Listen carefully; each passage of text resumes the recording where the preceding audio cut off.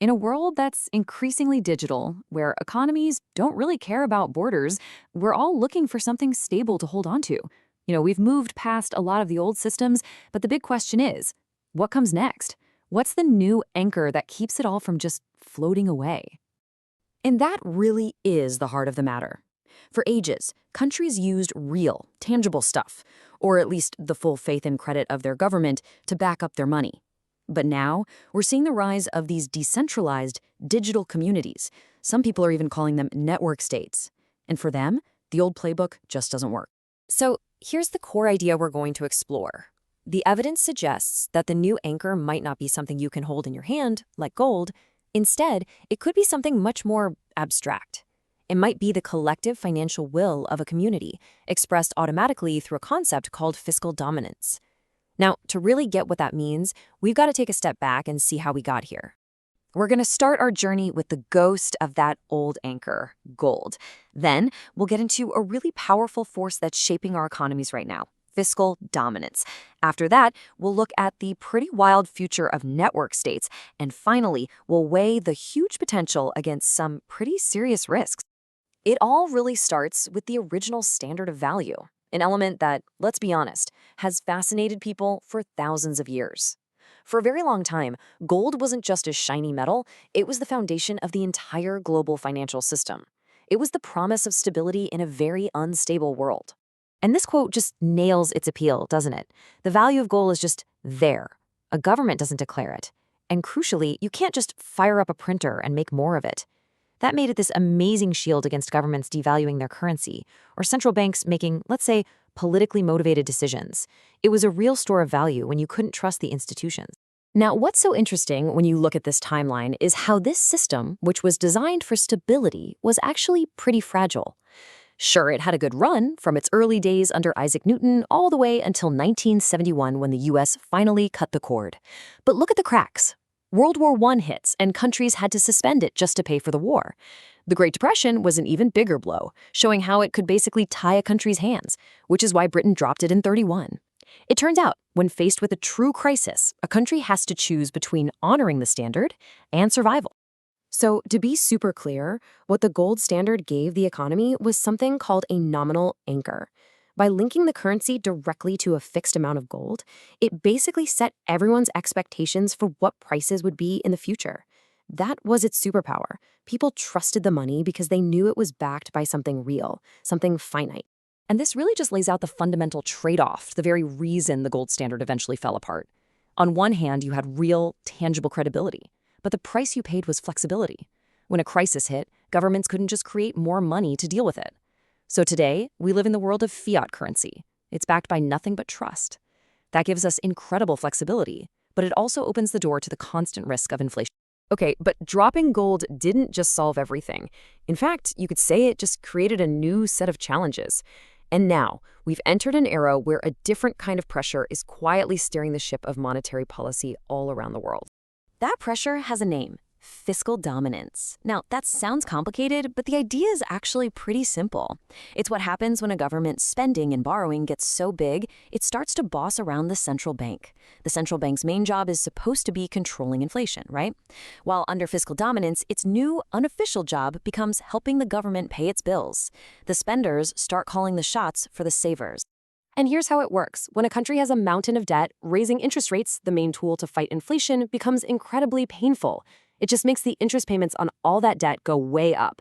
So there's this huge pressure, sometimes subtle, sometimes not, on the central bank to just keep rates low, or even worse, to start monetizing the debt, which is just a fancy way of saying they print money to cover the government spending. Little by little, the central bank's independence just chips away. And the evidence suggests this isn't some far-off theoretical problem. It's real, and you can actually measure it. Researchers have come up with indexes, like the one you see here, to track fiscal dominance.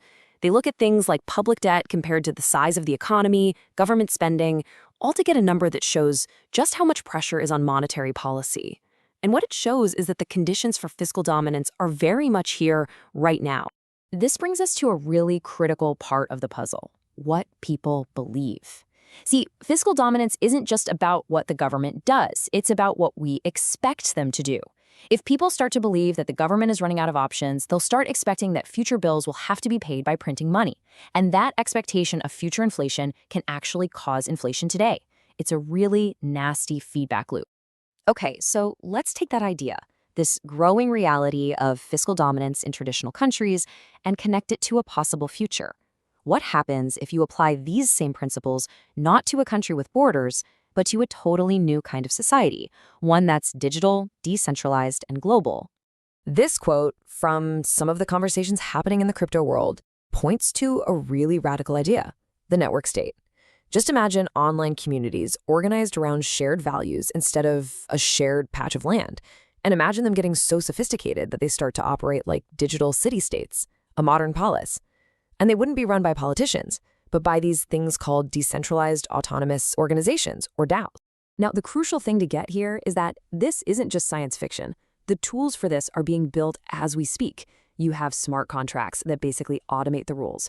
You have DAOs, which let a community make decisions together, run by code with no central boss. You have governance tokens that act like shares, giving people a vote on the future. And you have decentralized exchanges for trade. All of these pieces wire the rules of governance right into the system itself. So when you have this whole new toolkit, you can start thinking about economics in a completely different way. What if a problem in the old system, like the pressure to spend, could actually be turned into the central, defining feature of a new one? You can really see the massive shift here. Traditional governance is top-down, it's slow, and we're asked to place our trust in institutions. DAO governance is the opposite. It's bottom-up, it can be incredibly fast, and citizens can propose and vote on how to spend money directly.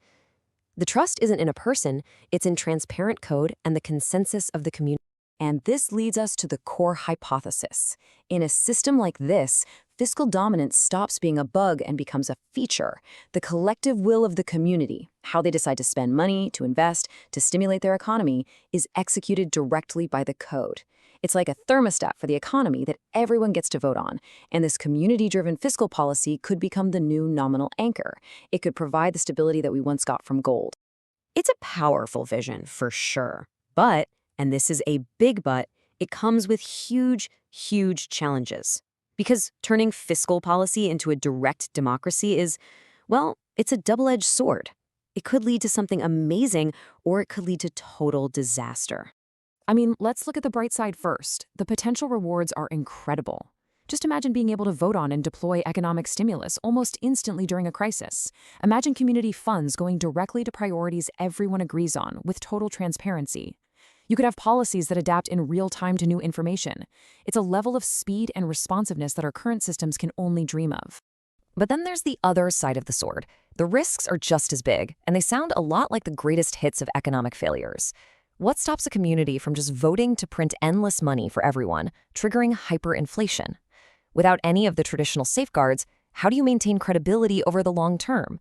The very same tools that let you create wealth quickly could also destroy it just as fast. And look, this isn't just some academic worry. The Gini coefficient measures wealth inequality. A score of 0 means perfect equality. A score of 1 means one person has everything. Well, for Bitcoin, that score is around 0.65. That's a higher level of wealth concentration than in almost any country on Earth. So this data kind of throws cold water on the idea that these systems will automatically be more fair. They could actually make inequality even worse. So that leaves us with the final massive question.